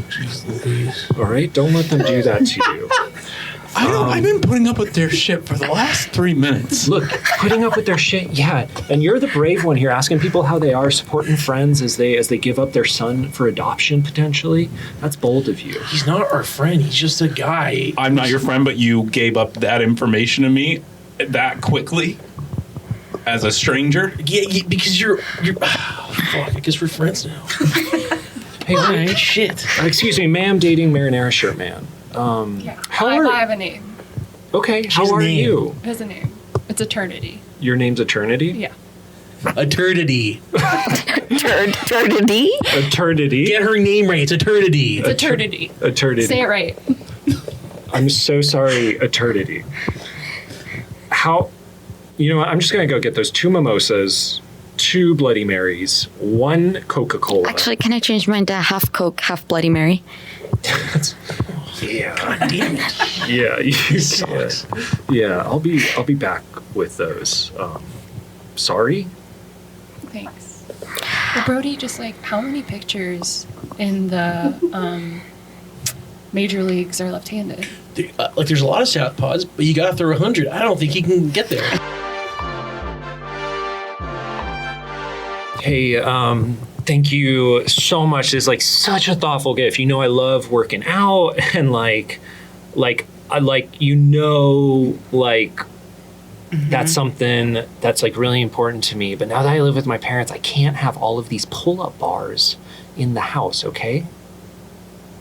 Well, I mean, my dad lost his arms working Universal Horror Nights. Okay, Like, well, so I don't need a thing reminding him every day he doesn't have arms. you know what? He knows his reality, and you think he doesn't have arms, so you need to like carry the torch and have really good arms. Okay? We don't say that word around here, Carrie. We don't say that. Okay, all right, Johnny. I want you to be your best self, and your dad's not his best self. And so Look, your opinion is brutal, but I'm thankful for it. Okay?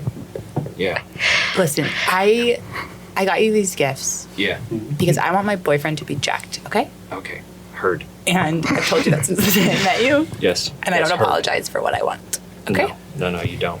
And I'm sorry for ever doubting you for a second, baby. We cut back to his house. Son, what is this? Pops. I was just rooting around in your closet with my feet. You were what? I was rooting around in your closet with my feet. And what did I find? Gosh. But a perfect pull-up. It's exactly what it looks like.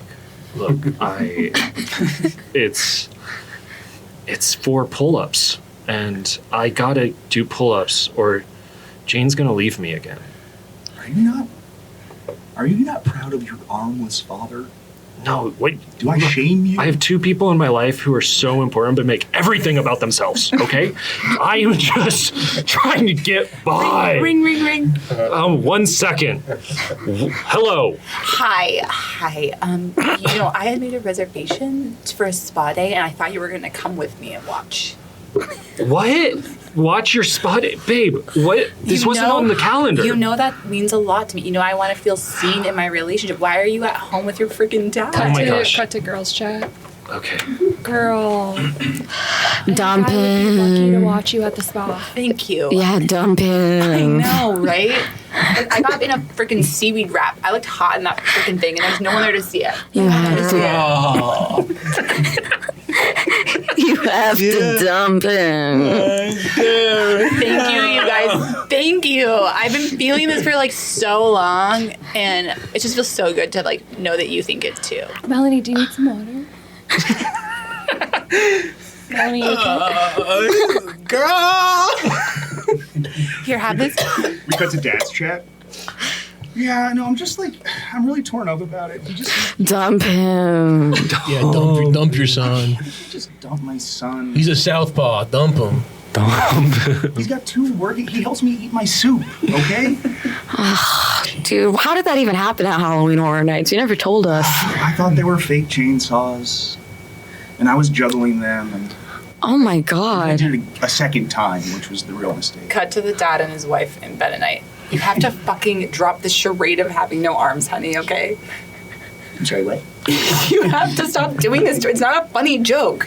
You have arms. Okay, but imagine the payoff when our son's walking down the aisle and I throw my arms up and cheer. Everyone's going to be like, oh my God, the magic of love has brought his arms back. He Okay, wow. cut back to the original couple. Look, babe, I'm just trying. I know what's happening here. What? You don't appreciate me?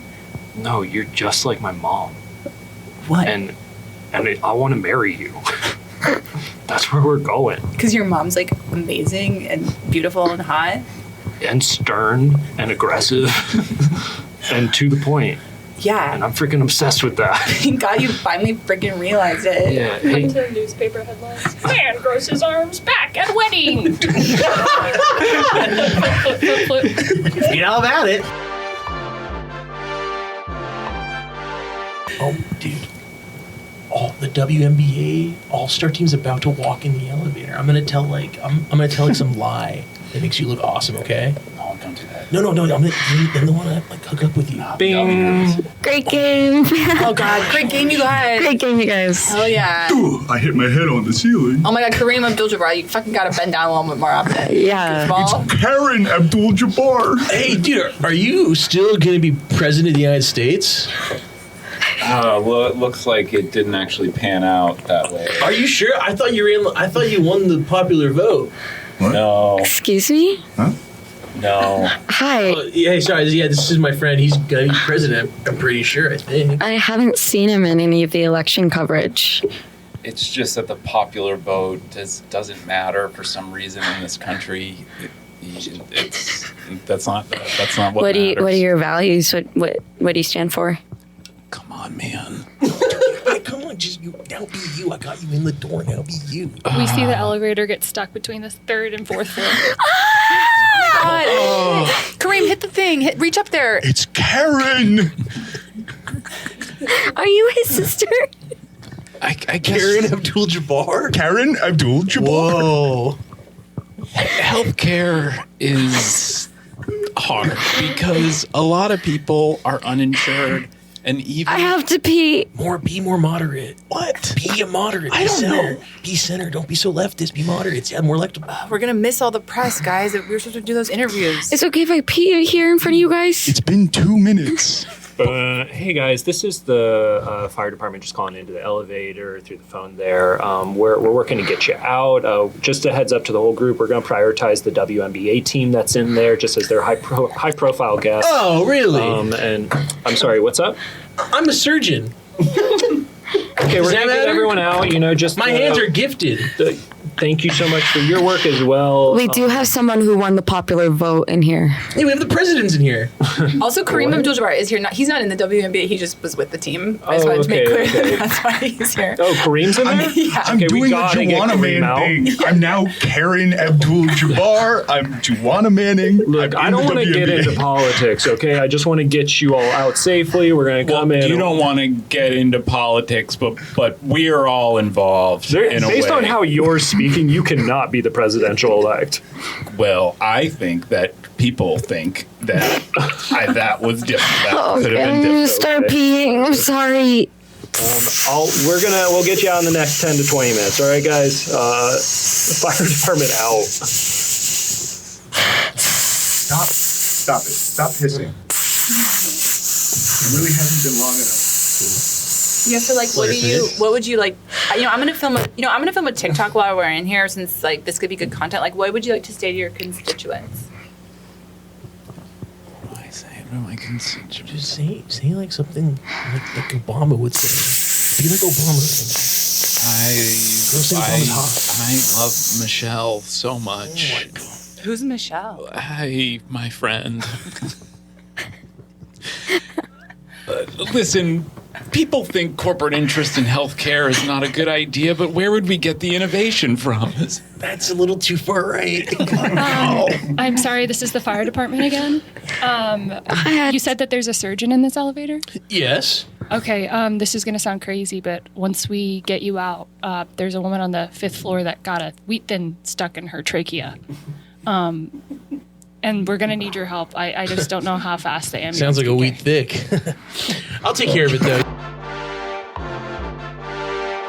Hey, doctor. Yes. How are you feeling today, bud? Well, just like life is so hard with the girls. We all hung out last night, and I was like just not present. Okay. Were you experiencing any medical troubles? Were you? That's why I'm here. Yeah. How the fuck would I know? Doctor, we got an ambulance coming in. We got a patient in there. It's bad. We're gonna need you. Okay. This man needs help. Please. He's got trouble with the girls. Whatever. Leave me like everyone does.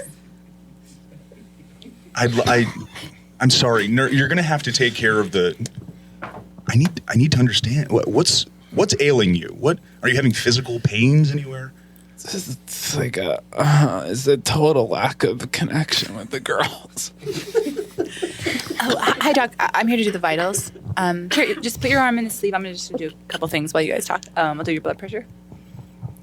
Okay. Ow! Oh, well. And it's getting so tight. Oh, yeah. That's what the machine does. It's okay. Just relax. That's normal. That's normal. That's totally normal. God, don't tell me what's normal. Fuck patriarchy. Okay. Okay, and your blood pressure is actually normal. It's normal. You're good. So I'm going to now put this little oxygen thing on your hand. There you go. That loosened up. Just sit still. If you wiggle, I'm so sorry, but please don't wiggle. Just sit still. And if you could uncross your legs, that also helps us get an accurate reading. Don't tell me what to do with my body. Doctor, we really need you out there, okay? They'll have to wait. The train didn't derail because I did anything, okay? Your oxygen looks good, actually. And now, could you just put your tongue out? I'm going to look down inside your throat. Oh, okay. All of this man's vitals are normal, but he's clearly dying. He's getting paler by the moment. I just came in here because I'm pretty sure the girls are going to play tennis this morning, and they didn't call me. Oh, he is going pale. I'm gonna get a crash cart in here. He's flatlining. He's still talking, and he's flatlining. Oh, let me take your pulse. Oh God, I never in my 20 years as a nurse. I don't know where your pulse. Are you okay? Look at me. Look at me in the eyes. Just make eye contact, okay? Just make eye contact. Okay? Yeah. Tell me what's going on. I watched. Do you? Pocahontas on a plane. Yeah. And I tried bringing that up to the girls, and no one wanted to talk about it. All right, the crash kit's here. All right, take a breath in. That's that. Okay, one more time. Get ready. We're gonna see if we can save this person. Clear. Oh my God! God, that really zapped. Oh! Your pulse is coming back. Your pulse is coming back. Oh, thank God. Do you feel a little bit better? Get your hands off me. Hey Sue, once you wrap up this patient, I'll see you after work with the girls for movie night. Oh my God, Pocahontas? Yeah. Oh my God, my favorite. Okay, I'll see you at my place. Okay. I'll see you later. I'm gonna bring mimosas even though it's nighttime. Oh my gosh, you crazy Because I know the girls love them. I know. Get out of here. Okay, I'll see you later. Okay. Girls, you want to watch this movie together, but my friends wouldn't. Hey, if it makes you feel better, they did that plan in front of me and didn't invite me. That does make me feel better. Well, are you feeling better? Yeah, I think so. Cut to the tennis courts. Look, you weren't invited here, okay? We're just playing a couple doubles, all right? I'm so sorry. No, put me in. There's four of us, and you're the fifth. We can't put you in. Yeah, well, my oxygen's fine. Guys, it's fine. It's fine. I'll rotate out. You can take my place for the next game. It's fine. It's Melinda, fine. you don't have to do that. We want you to play. You're really good. You've been training really hard. And you said you wanted to do this because of challengers. Like you wanted to have a challengers moment, and so we want to let you have that. Yeah, Right. I'll let you have that, okay? I hope you don't mind. It was hot. I took my pants off. Oh my God. God. Are your parts chafing? You're so pale. Yeah. Mm-hmm. You can just wear a skirt too. You don't have to wear pants. Exactly. Yeah.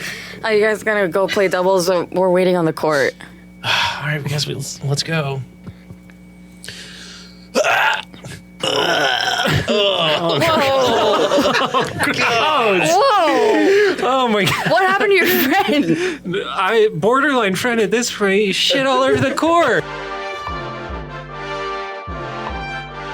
You're gonna do monoscene? Yeah, or we could just talk about like the theory of improv for a while.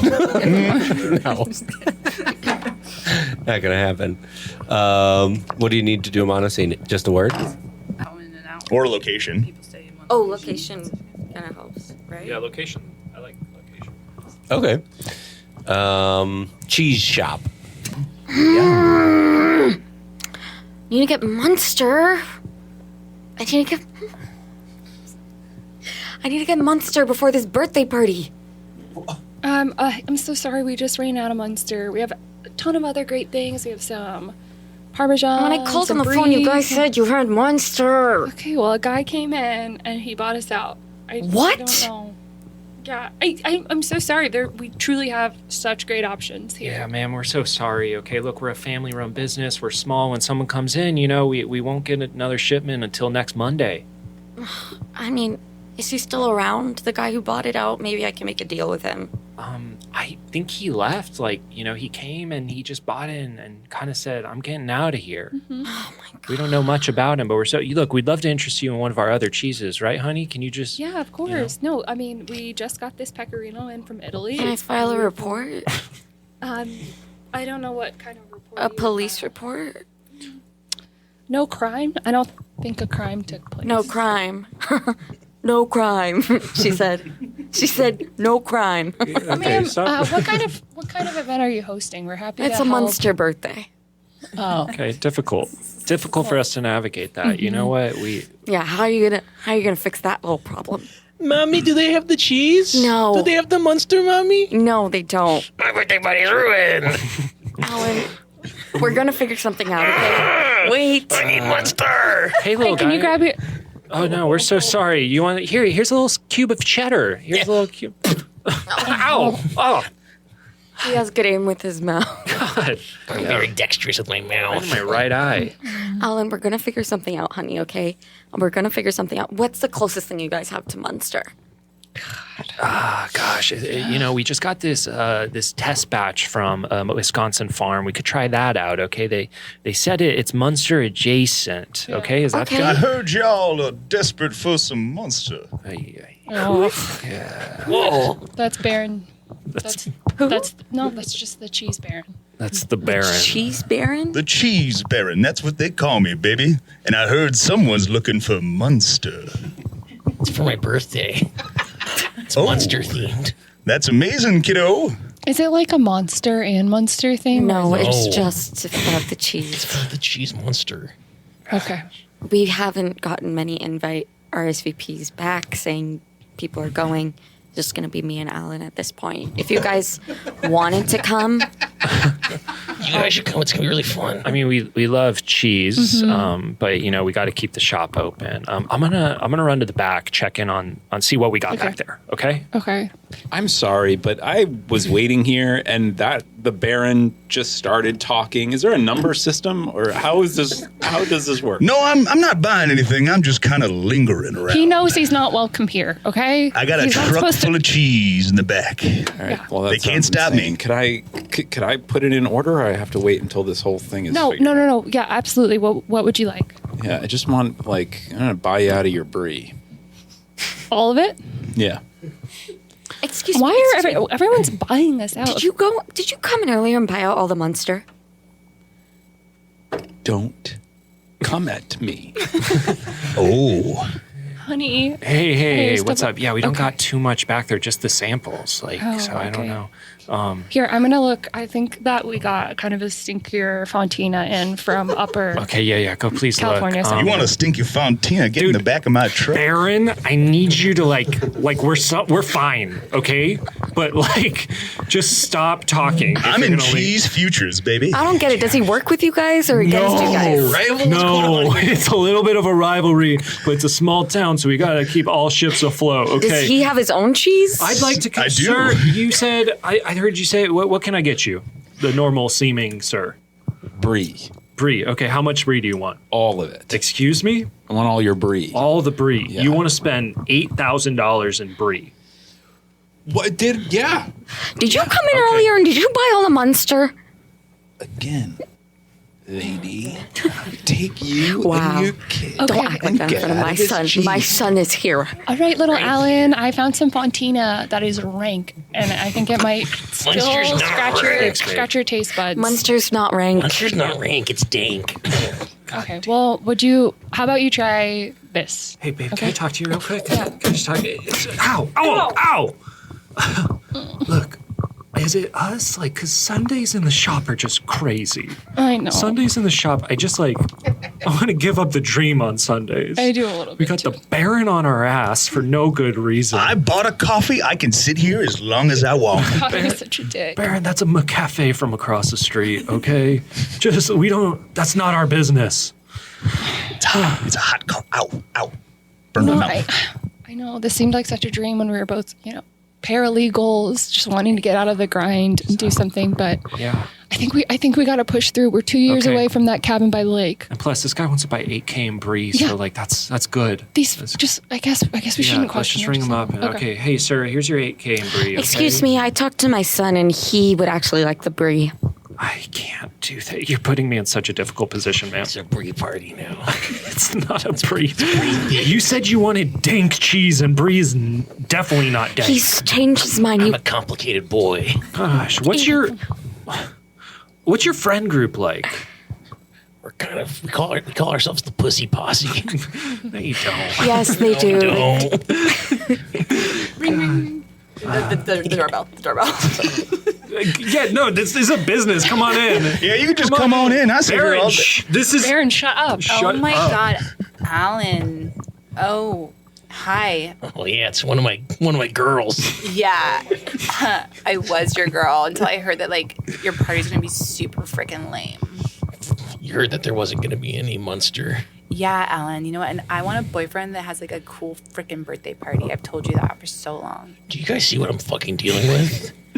Alan, don't swear. Sorry, do you see what I'm freaking dealing with? Alan, look at you. Look how sad you're groveling for cheese in a freaking cheese shop. Hey, kid. Hey, take it easy. Stressing me down. No need to take down our shop and this fellow kid of yours, okay? So if you could Sorry, just Alan, you know what? You know I've loved you since I first laid eyes on you in pre-K, okay?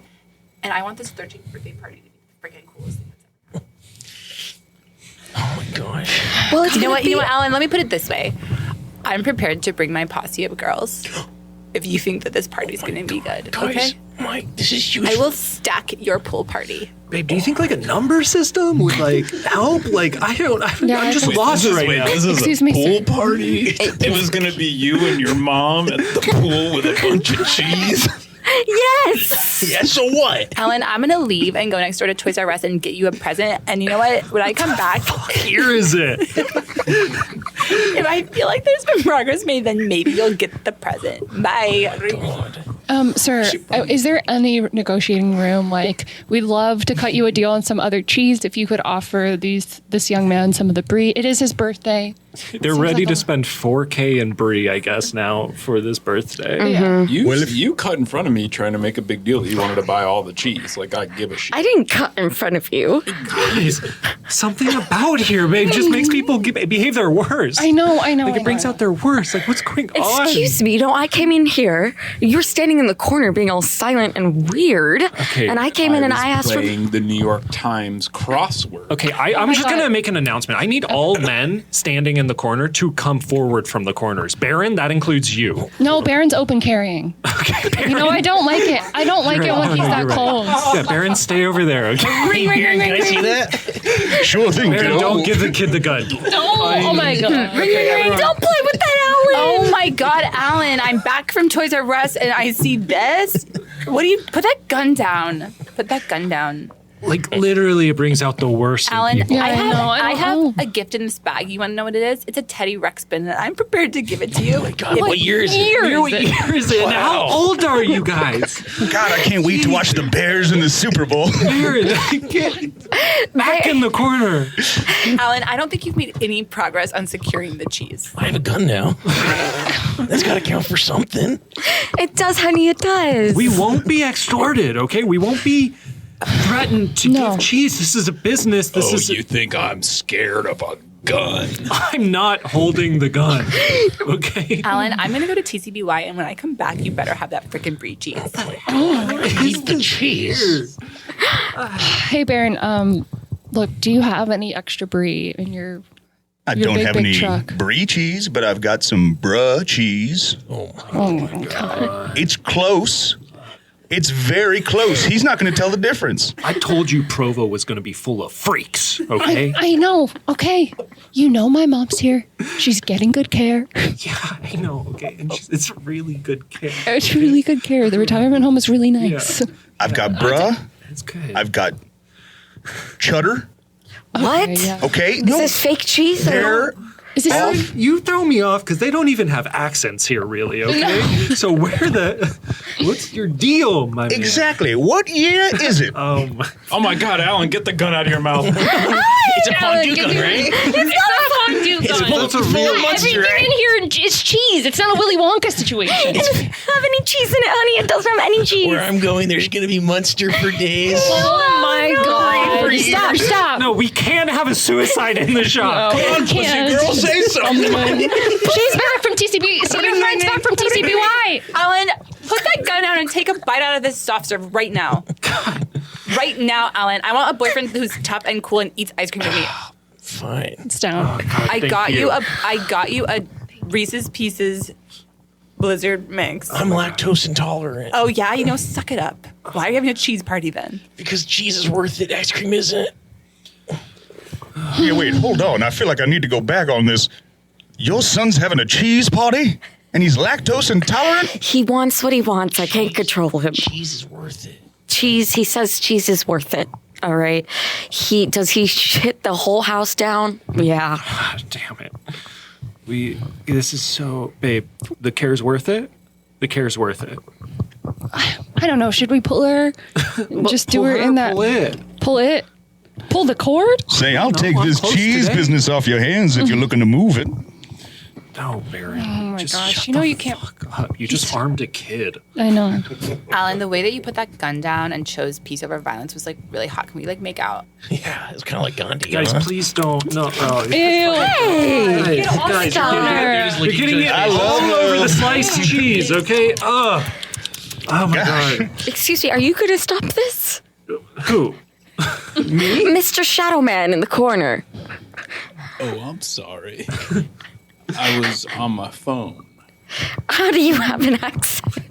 Are you from the same place Baron is? Have you heard of Ask Jeeves? Yes. Yeah, it's this year. Of course, you've heard of Ask Jeeves. Of course. It's the year that it is. You can look up the price of any kind of cheese you want. Guys, you're in a cheese shop. Just ask us the price, okay? We can tell you the price of cheese. We're not making a huge profit off of the cheese. We're cutting it pretty close, okay? Okay, we'll just take 2 pounds of cheddar and that's it. That's it. I've decided. Alan, you're going to listen to me, okay? Cheddar? Of cheddar. Aaron. Okay. Hey, Alan. Stacy, Alan, stop. Here you go, ma'am. And we're going to throw in some nice cold cuts, too. Aw. Just so you can have a really good day. Thank you. And keep the gun, kid. No, don't. Did you give him back the gun? Alan, give him back that gun. Or I'm not going to bring my hot girls to your birthday party. All right, here's your gun back. It was a fondue gun. This day's so overwhelming. Yeah, This I know. day's so overwhelming. Like, what happened? Like, I just want to get home and watch the George Lopez show. Okay? You guys have to stop. my You're not happy even place. kissing. That's not kissing. You're licking each other's faces. It's more sensual. No. It's more sensual. You're not allowed to do that as a young boy, Alan. We're Not going right to close now. up early today because I think my husband and I need some extra time. So if anyone wants to make any final purchases, it's your chance. Bing, bing, bing, bing, bing. It's Pussy Girl's phone. Stop, Alan. I have to enter the phone. Okay, just stop for 1 second, okay? Okay. Ew. Hello? Girl, I can't make it to the pool party. Where are you, Becky? Where are you, Becky? Clear. Boom.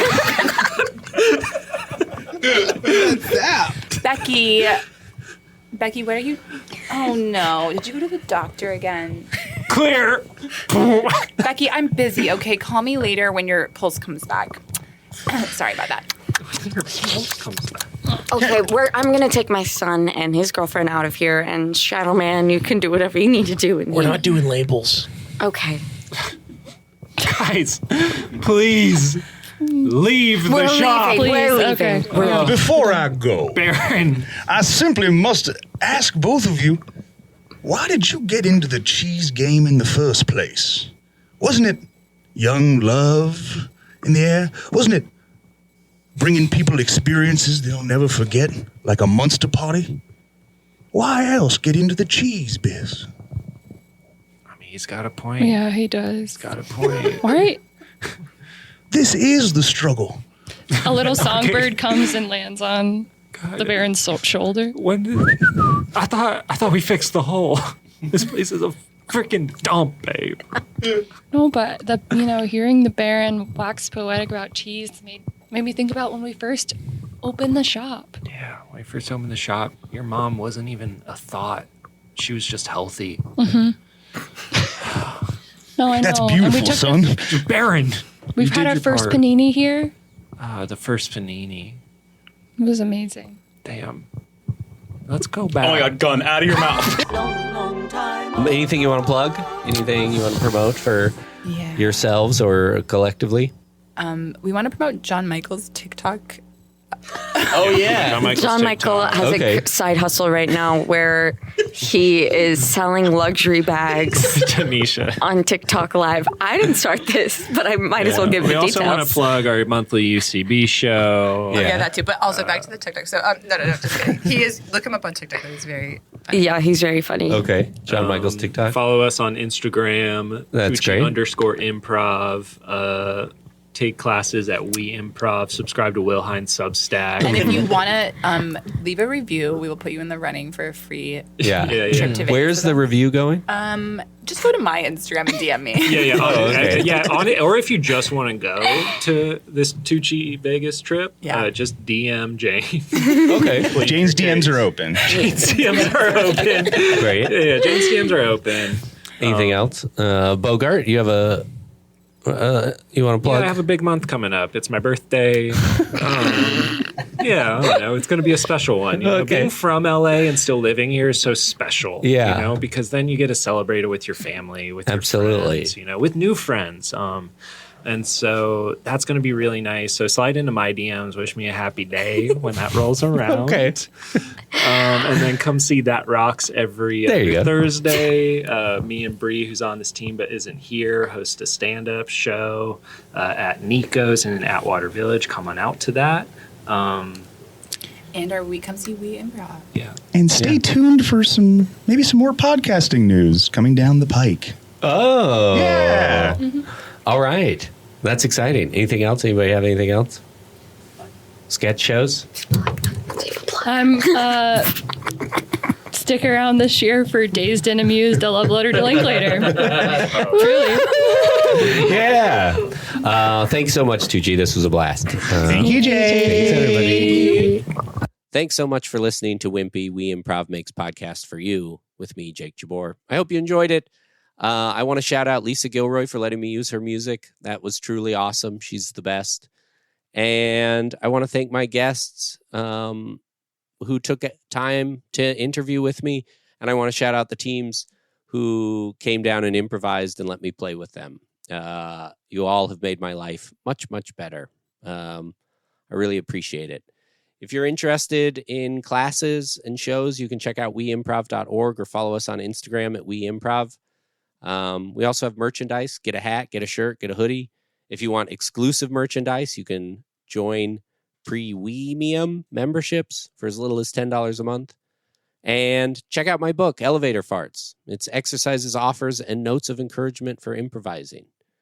I think it's pretty great. It's small. I call it a lap book. Fits on your lap. Keep it in your back pocket. Take it to your improv class. Say, Jake says to do it differently. They'll say, who the fuck is he? And you'll go, good point. And then you can just put it in one of those tiny free libraries. This has been Wimpy. I've been Jake. You've been wonderful. Ta-ta.